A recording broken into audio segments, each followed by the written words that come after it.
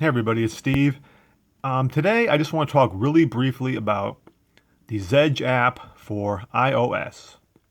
A few days ago I had made a video, and in addition to, talking about some stuff that I'd bought on Amazon, I just mentioned that I'd gotten the Zedge app for my iPhone 6 Plus, and, basically how disappointed I was in it, that compared to the Android version, that it just, it's just a sucky app. It doesn't work as well as the Android version. So some people, who are really fans of the iPhone wrote in to tell me that I didn't understand Zedge or I'm not really, smart enough to use my iPhone, things like that.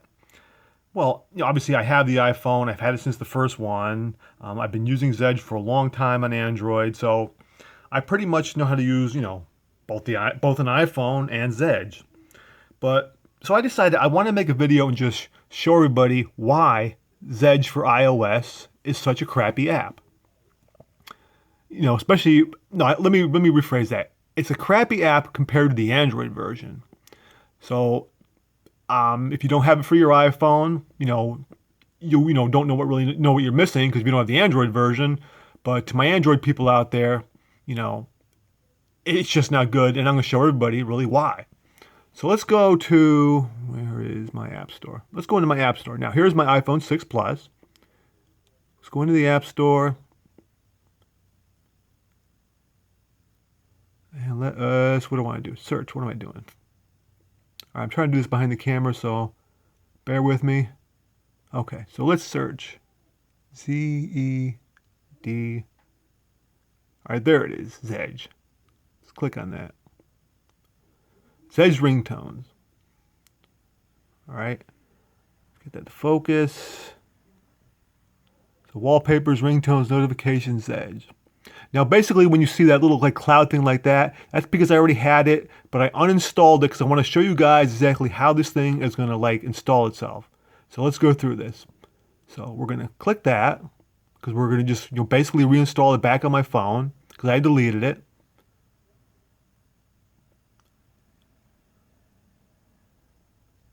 So okay. This might take a little bit, sorry about that. A little bit of time to download this.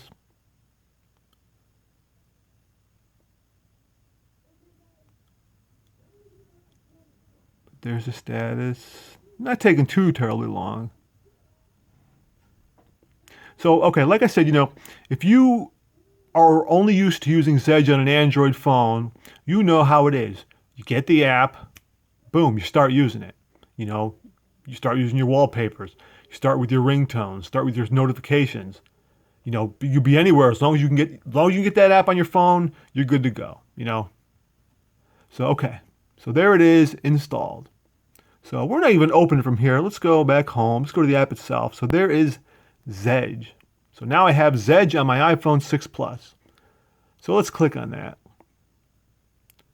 And there's my reflection, how handsome I am. But all right, da da da da da da. Term service, privacy, blah, continue. Let's just continue. So now it's well, man, what do I want to get first? Wallpaper, ringtone, notification. Well, most people, let's say, we're going to go with a ringtone. But let's say I want to get a notification. Let me tap that. Look at that. To get ringtones, you must sync with iTunes. It's not a Zedge thing. That's just how it works. All ringtone apps require iTunes sync to set tones. We built ToneSync to make it easier to get your ringtones onto your iPhone. To enjoy free ringtones, download ToneSync to your computer at zedge.net ToneSync. So that's what I was talking about. So this is why the app for iOS sucks. So now let's say I was at my friend's house or at work or wherever, and I was thinking oh my God, I want to get this new ringtone or I want to get this new notification sound and it's on Zedge and let me get Zedge. Well, now I got to wait to get back home to my desktop or my laptop or my Mac or whatever to download more freaking extra software and then sync the phone up with iTunes in order to put the sounds on there. Seriously, how stupid is that? That's ridiculous. Now, people are going to say, well, it's not that big of a deal. It's just, a couple extra steps. Well, yeah, it is a big deal because a couple extra steps are something you shouldn't have to take. Because like I said, with my Android device, my Note 4, or any Android phone, you download Zedge, boom, you start working with it right away. You don't got to sync it to your fucking computer. I mean, that's so stupid. And part of the blame goes to Zedge, but a lot of the blame goes to Apple. Because why the hell would Apple insist upon having this thing have to work with iTunes? Like, how cumbersome, how stupid is that? That's as bad as Find My iPhone. You can see the app right there. That is such a waste. I mean, I'll save that for another video, but I love my iPhone 6 Plus, like I love my Note 4. But you know what, really, if you have either phone, there are going to be things about it that just are garbage. Like trying to download certain apps and get them to work on iOS is bullshit because they just suck. They're not optimized well. They're just horrible compared to their Android counterparts.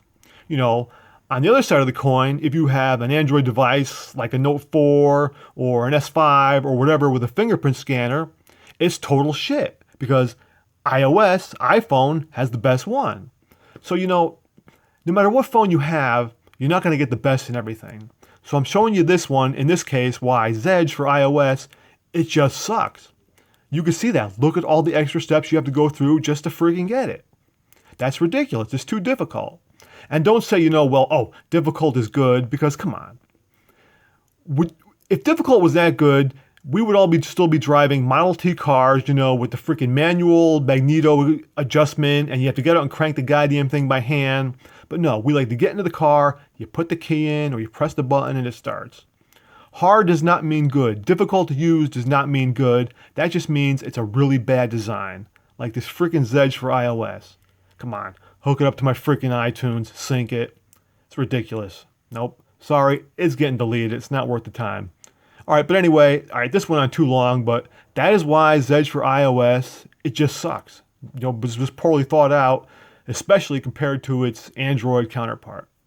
All right, that's enough of that. Thanks for watching. Any questions, just hit me up in the comments, and talk to you later.